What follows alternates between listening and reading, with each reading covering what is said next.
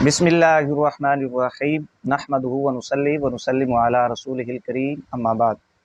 सामिन व नाज़रीन, हमारी आज की इस मुख्तसर वीडियो में जो मसला बयान होगा वो कुर्बानी के जानवर के मुताल्लिक है।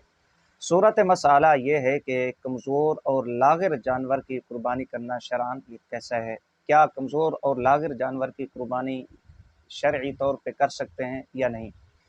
इस बारे में फतावा काजी खां के अंदर और उर्दू फ़िक़्ह हनफ़ी की हिंदुस्तान बर सग़ीर में सबसे मोतबर मुस्तनद किताब बहार शरीयत के अंदर हज़रत सदरुश्शरिया मुफ्ती मोहम्मद अमजद अली आज़मी साहब रहमतुल्लाह ताला अलैह, जो कि खलीफा और शागिर्द थे इमाम अहले सुन्नत मुजद्दिद दीन व मिल्लत इमाम आशिकां इमाम अहमद रज़ा खां फ़ज़ल बरेलवी रज़ियल्लाहु ताला अन्हु के, ये बुज़ुर्ग लिखते हैं, फरमाते हैं, इतना दुबला पतला और कमज़ोर जानवर कि जिसकी हड्डियों में गोदा यानी मग़ज़ ना हो, तो उस जानवर की कुर्बानी करना शरअन जायज़ नहीं है, दुरुस्त नहीं है, क्योंकि ये फ़ाहिश ऐब है। लिहाजा इस ऐब की वजह से उस जानवर की कुर्बानी करना दुरुस्त नहीं है, जायज़ नहीं है।